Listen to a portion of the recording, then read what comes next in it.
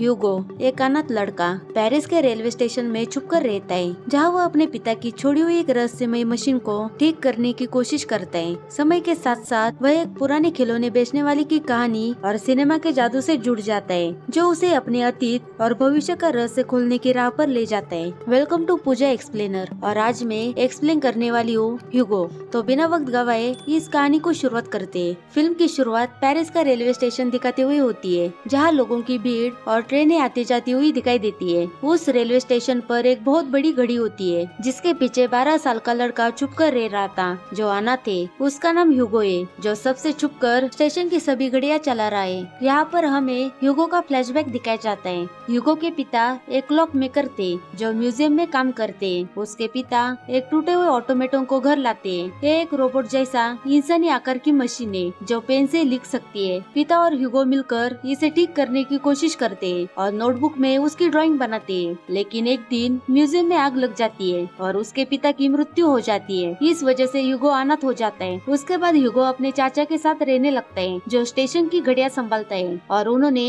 ह्यूगो को घड़ियां चलाने का काम सिखाया। लेकिन उसके चाचा शराबी होते हैं और एक दिन वो गायब हो जाते हैं। इसलिए ह्यूगो अकेला स्टेशन पर चुप कर रहता है और उसका काम है टाइम पर घड़ियां चलाते रहना, क्योंकि अगर एक भी घड़ी बंद पड़ी तो ह्यूगो पकड़ा जाएगा और उसे ऑर्फेज भेज दिया जाएगा।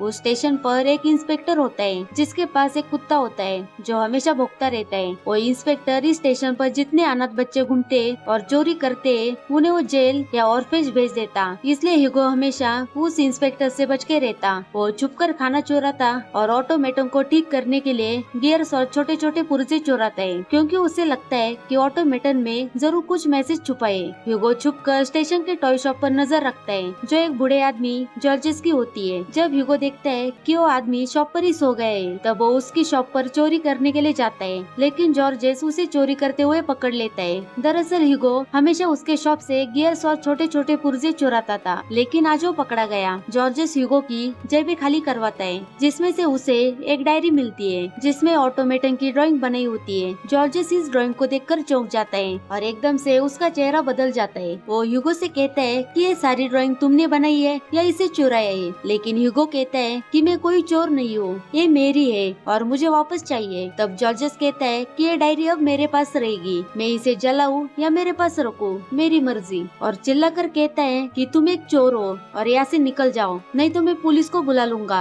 तभी इंस्पेक्टर ह्यूगो को देखता है और अपने कुत्ते को उसके पीछे भेज देता है। लेकिन ह्यूगो कैसे तैसे बचकर घड़ी के अंदर वापस आता है और घड़ियों को चाबी देता है, ताकि सारी घड़ियां टाइम पर चलती रहे। लेकिन वो डायरी उसके लिए बहुत कीमती होती है। वही रात के समय जॉर्जेस अपनी शॉप बंद करके घर वापस जा रहा था। तब ह्यूगो चुपके से बाहर आता है और जॉर्जेस के पास जाकर अपनी डायरी वापस मांगता है। लेकिन जॉर्जेस उसे डायरी नहीं देता और अपने घर चला जाता है। ह्यूगो भी उसके पीछे पीछे घर तक पहुंच जाता है, लेकिन जॉर्जेस उसकी एक भी बात नहीं सुनता और घर के अंदर चला जाता है। तभी ह्यूगो को खिड़की में एक लड़की दिखाई देती है, जिसका नाम इजाबेल है, जो जॉर्जेस की पोती होती है। ह्यूगो उसे नीचे बुलाता है और कहता है कि तुम्हारे दादाजी ने मेरी डायरी ले ली, मुझे वो वापस चाहिए। तब इजाबेल पूछती है कि उस डायरी में ऐसा क्या है, लेकिन ह्यूगो उसे कुछ नहीं बताता, सिर्फ इतना कहता है कि वो मेरे लिए बहुत कीमती है। इजाबेल उसे वापस घर जाने के लिए कहती है और डायरी वापस दिलाने का वादा करती है। अगले दिन जॉर्जेस ह्यूगो को डायरी के रख देता है और उसे कहता है कि तुम्हारी डायरी अब जल गई। इससे ह्यूगो को काफी दुख होता है और रोने लगता है, क्योंकि ये डायरी उसके पिता की आखिरी निशानी होती है। तभी उसे इजाबेल मिलती है। वो उसे बताती है कि तुम्हारी डायरी पापा जॉर्जेस के पास सही सलामत है, उन्होंने तुमसे झूठ बोला था। यहाँ पर पता चलता है कि जॉर्जेस ने इजाबेल को गोद लिया था और वो जॉर्जेस को अपना गॉडफादर मानती है। इजाबेल ह्यूगो को लाइब्रेरी में लेके जाती है और वहाँ के लाइब्रेरियन से मिलवाती है। वो आदमी ह्यूगो को अलग ही ढंग से देख रहा था। इजाबेल वहाँ से एक किताब उधार लेती है। इजाबेल को किताबें पढ़ना और अपने लाइफ में एडवेंचर करना काफी पसंद है। वो ह्यूगो को बताती है कि तुम्हारी डायरी की वजह से पापा जॉर्जेस रात भर सो नहीं पाए, वो काफी परेशान थे और शायद रो भी रहे थे, और वो दोनों किताब लेकर वापस चले जाते। उसके बाद ह्यूगो वापस जॉर्जेस के पास जाता है, ताकि शायद वो उसे डायरी वापस दे सके। लेकिन जॉर्जेस उसे एक खिलौना रिपेयर करने के लिए कहता है। ह्यूगो फौरन उसे रिपेयर करवा देता है। ये देखकर जॉर्जेस हैरान हो जाता है। ह्यूगो उससे अपनी डायरी वापस मांगता है। तभी जॉर्जेस कहता है, वाकई तुम बहुत होशियार हो, तुमने साबित कर दिया कि तुम चोरी के अलावा भी कुछ कर सकते हो। लेकिन डायरी के लिए तुम्हें मेरे दुकान में रोज आना होगा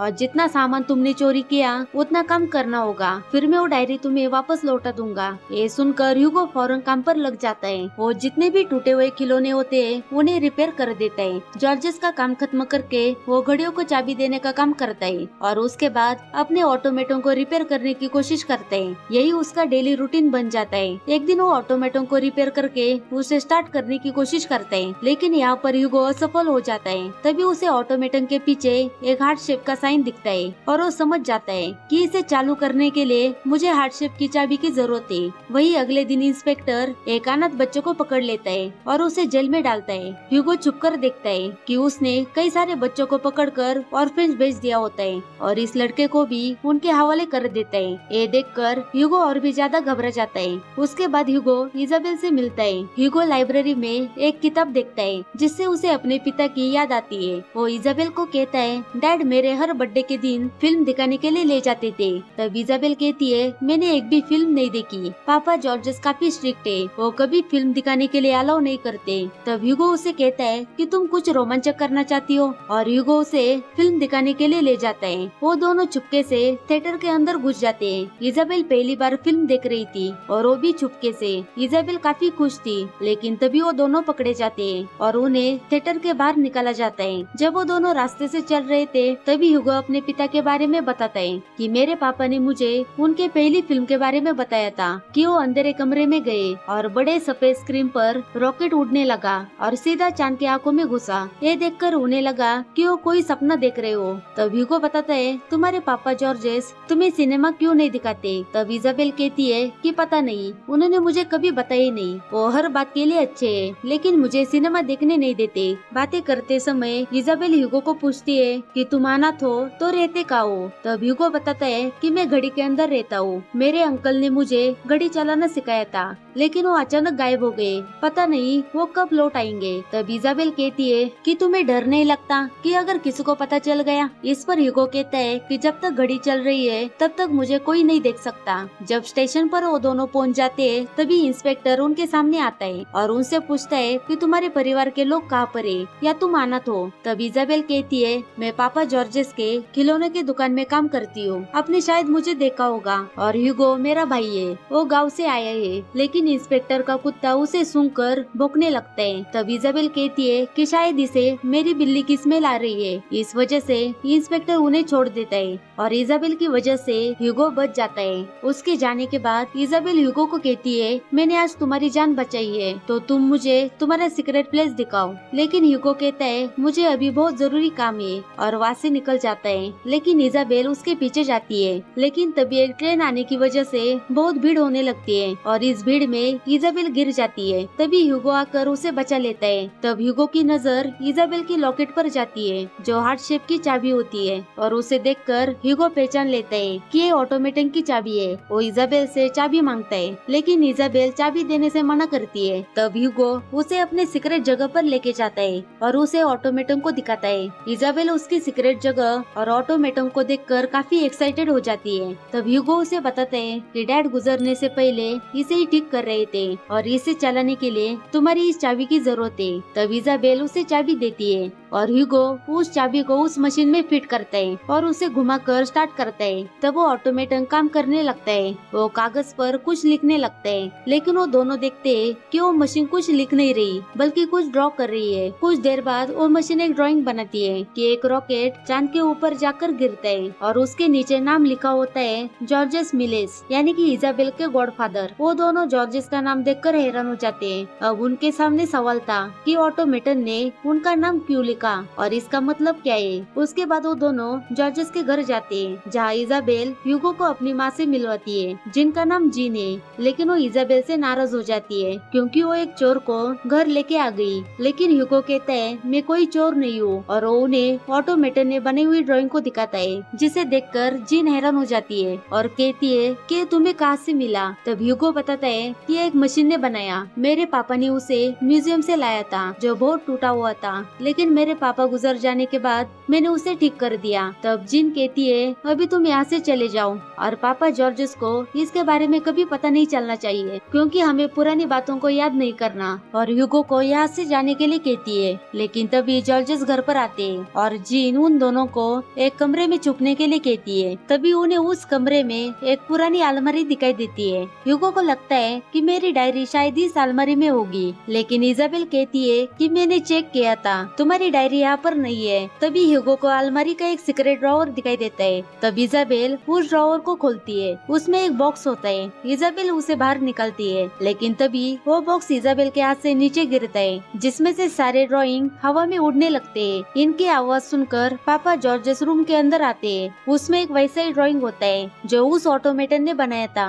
जॉर्जस उन ड्राइंग को फाड़ने लगता है। जीन उन्हें शांत करने की कोशिश करती है। उन्हें ऐसी हालत में देखकर ह्यूगो अपने घर वापस चला जाता है। वही अगले दिन इजाबेल और ह्यूगो फिल्म एकेडमी लाइब्रेरी में जाते हैं, जहाँ उन्हें फिल्म के बारे में हर जानकारी मिल सकती है, और उन्हें वहाँ पर रेने टबार्ड ने लिखी हुई बुक मिलती है जो पहली मूवी पर लिखी गई थी, जिसमें बताया जाता है 1895 में सबसे पहले फिल्म बनाई गई थी जिसका नाम था अ train arrives in the station. और इस फिल्म में एक ट्रेन को स्टेशन पर आता हुआ दिखाया गया था। जब इस ट्रेन को स्क्रीन पर दिखाया गया था तब लोगों को लगा ये ट्रेन उन्हें कुचल देगी, क्योंकि उन्होंने इससे पहले ऐसा कुछ देखा नहीं था, और ये मनोरंजन की पहली कोशिश थी, और ये कोशिश धीरे धीरे बढ़ने लगी। लेकिन जब फिल्म मेकर को समझ आया कि इस कोशिश के माध्यम से लोगों को कहानियां दिखा सकते हैं, और इस वजह से लोगों को अलग अलग कहानियां मिलने लगी, और लोगों को वो काफी पसंद आने लगी, और धीरे धीरे यह छोटी सी जगह हॉलीवुड बन गई। वो दोनों फोटो देख ही रहे थे, तभी उन्हें वही फोटो दिखाई देती है जो ऑटोमेटन ने बनाई थी, जिसके नीचे जॉर्जस मेलिस का नाम लिखा हुआ था,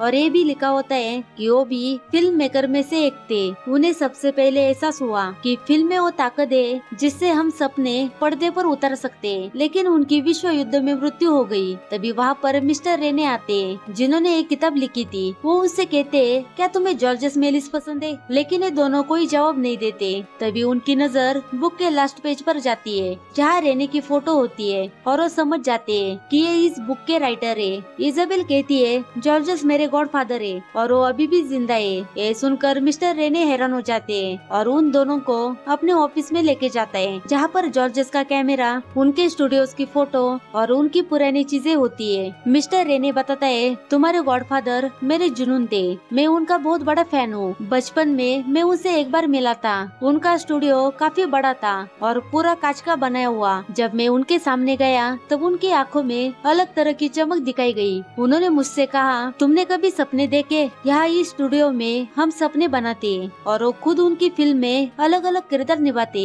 उन्होंने 500 से भी ज्यादा फिल्में बनाई। तब इजाबेल कहती है पापा जॉर्जस ने फिल्म बनाना क्यों छोड़ दिया? तब मिस्टर रेने बताते मुझे लगा वो विश्व युद्ध के लड़ाई में मारे गए और सभी यही समझते हैं। तब ह्यूगो और इजाबेल कहते क्या हम दोनों उनकी फिल्म देख सकते? लेकिन मिस्टर रेने कहते शायद मैं दिखा पाता, लेकिन उनकी एक ही फिल्म बची हुई है, क्योंकि समय के साथ फिल्में खत्म हो जाती है। उसके बाद ये दोनों स्टेशन पर वापस आते हैं और डिसाइड करते हैं कि इस फिल्म को हमें पापा जॉर्जस को दिखाना चाहिए। उन्हें एहसास दिलाना होगा कि वो पुरानी यादें भूले नहीं है। घड़ी को चाबी देते समय ह्यूगो के हाथ से टूल नीचे गिर जाता है। ये इंस्पेक्टर देख लेता है। उसे लगता है कि इन सारी घड़ियों को चाबी ह्यूगो के अंकल दे रहे हैं, और वो उसे चेतावनी देता है कि शराब कम पिया करो। अगर ये टूल किसी बच्चों को लग जाती तो एक एक कर वहाँ से चला जाता है। वही अगले दिन इंस्पेक्टर को कॉल आता है, जो उसे बताते हैं स्टेशन पर जो आदमी घड़ियों को चाबी देने का काम करता था उसकी लाश मछली के जाल में मिली है। इस वजह से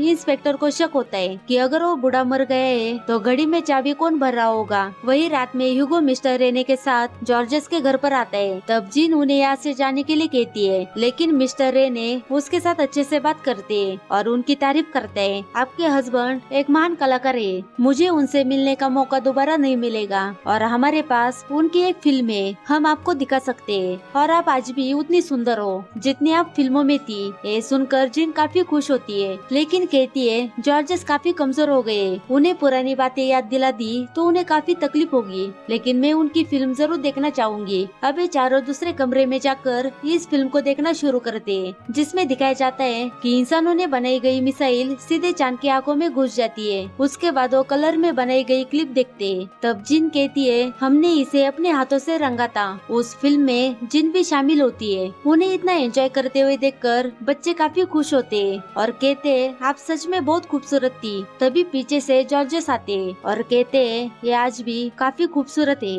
वो उन्हें कहते हैं कि मैं कहीं से भी फिल्म प्रोजेक्टर की आवाज सुन सकता हूँ, लेकिन जिन उन्हें समझाती है और कहती है आपने पुरानी यादों को भुलाने की बहुत कोशिश की लेकिन भुला नहीं पाए और दुखी होते रहे, शायद उसे फिर से याद करने का मौका है। तब जॉर्जेस उन्हें अपनी पुरानी बातें बताने लगते हैं। वो कहते हैं सबसे पहले मैं मैजिशियन था और तुम्हारी माँ जीन मेरी असिस्टेंट। हम उस समय में काफी कामयाब बने, हमारा खुद का थिएटर था, लेकिन मैं हमेशा मशीनों में छेड़खानी करता था। एक बार मैंने ऑटोमेटन मशीन बनाई। उस थिएटर में मेरा अपना वर्कशॉप था। मैंने उस ऑटोमेटन में मेरा दिल और आत्मा उसमें डाल दी थी। वो मेरे लिए बहुत खास था। एक दिन मैं और जीन एक सर्कस देखने के लिए गए। वहाँ पर उन्होंने स्क्रीन पर पहली बार चलती फिरती हुई तस्वीरें देखी, यानी कि सिनेमा की शुरुआत देखी, जो ल्यूमियर ब्रदर्स का आविष्कार था। जहाँ पर वो देखते कि एक प्रोजेक्टर मशीन से इन तस्वीरों को देख सकते।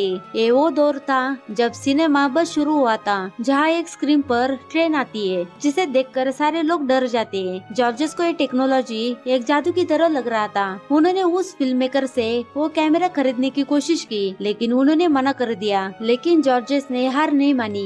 उन्होंने ऑटोमेटन के बचे हुए पार्ट से अपना खुद का कैमरा बनाया और हमारे पास जो भी था हमने उसे बेचकर एक मूवी स्टूडियो बनाया, जो एक काफी बड़ा ग्लास स्टूडियो था। जॉर्जेस अपनी मैजिकल स्किल को सिनेमा में यूज करते थे और स्पेशल इफेक्ट क्रिएट करते, जैसे लोगों का गायब होना, डबल इमेज बनाना और फैंटेसी वर्ल्ड क्रिएट करना। जॉर्जेस की पत्नी जीन उनकी फिल्मों में एक्ट्रेस थी। जॉर्जेस ने सैकड़ों फिल्में बनाई, जिनमें सबसे फेमस थी a trip to the moon, जिसमें फेमस सीन था कि एक रॉकेट चांद पर क्रैश करता है। जॉर्जेस की फिल्में फैंटेसी, एडवेंचर और मैजिक से भरी हुई थी और लोग इन्हें बहुत पसंद करने लगे थे। लेकिन पहले विश्व युद्ध के दौरान उनकी लाइफ बर्बाद हो जाती है और लोगों ने थिएटर जाना बंद कर दिया, जिससे उनकी फिल्मों की डिमांड कम हो गई और वो कर्जों में डूब गए। उन्हें अपनी ज्यादातर फिल्मों की कॉपीज बेचनी पड़ी और गुस्से में उन्होंने अपने पूरे सेट और कॉस्ट्यूम को जला दिया, जिन्हें मैंने अपनी फिल्मों को बेचा। बाद में पता चला कि उन्होंने उसे केमिकल में पिघला दिया। ये केमिकल जूतों के हील्स बनाने में काम आते थे। फिल्म बेचकर जितने भी पैसे मिले थे, मैंने उससे स्टेशन पर खिलौने की दुकान खरीदी और सब कुछ भुलाकर मैंने अपनी नई जिंदगी की शुरुआत की। लेकिन मेरे पास एक चीज बची थी जिसे मैं तोड़ने की हिम्मत कभी नहीं कर पाया, और वो था मेरा प्यारा ऑटोमेटन। मैंने उसे एक म्यूजियम में दे दिया, लेकिन बाद में वो म्यूजियम जल गया, जिससे मेरे पास अब कुछ नहीं बचा। हैप्पी एंडिंग सिर्फ फिल्मों में होती है, रियल लाइफ में नहीं होती। तभी ह्यूगो फौरन ऑटोमेटन को लाने के लिए स्टेशन की तरफ भागने लगता है। स्टेशन पर पहुंचने के बाद वो देखता है कि इंस्पेक्टर कुछ लोगों को बता रहा होता है कि घड़ियों को चाबी देने वाला आदमी अब नहीं रहा। ये सब ह्यूगो सुन लेता है। तभी एक कुत्ता उसके पास जाता है और जोर से भौंकने लगता है, जिससे इंस्पेक्टर ह्यूगो को पकड़ लेता है और उसे जेल में डालता है। उसके बाद वो इंस्पेक्टर ऑर्फनेज में फोन करके उन्हें स्टेशन पर आने के लिए कहता है ताकि वो ह्यूगो को ले जाए। जब इंस्पेक्टर फोन पर बात कर रहा होता है, तब ह्यूगो अपने टूल से जेल का ताला तोड़कर वहाँ से भाग जाता है। उसे जाते हुए इंस्पेक्टर देखता है और उसे पकड़ने के लिए उसके पीछे भागने लगता है। ह्यूगो भागते हुए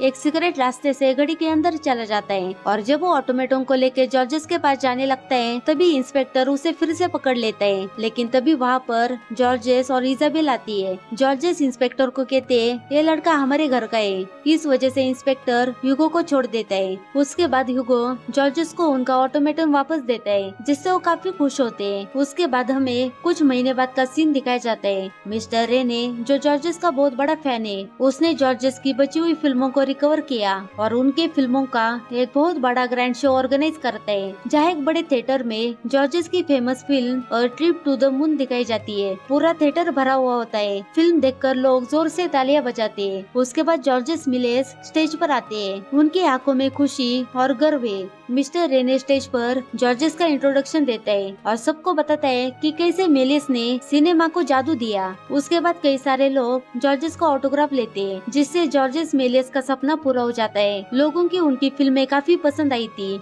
वही ह्यूगो और इजाबेल काफी अच्छे दोस्त बन जाते हैं। इजाबेल ह्यूगो पर बुक लिखने लगती है कि कैसे एक बच्चे ने अपने पिता की एक सीक्रेट मैसेज का मतलब ढूंढने निकल पड़ा और उसका ये मैसेज कैसे उसके घर लौटने का रास्ता बन गया। और इसी के साथ मूवी यहाँ पर खत्म होती है। Thank you for watching.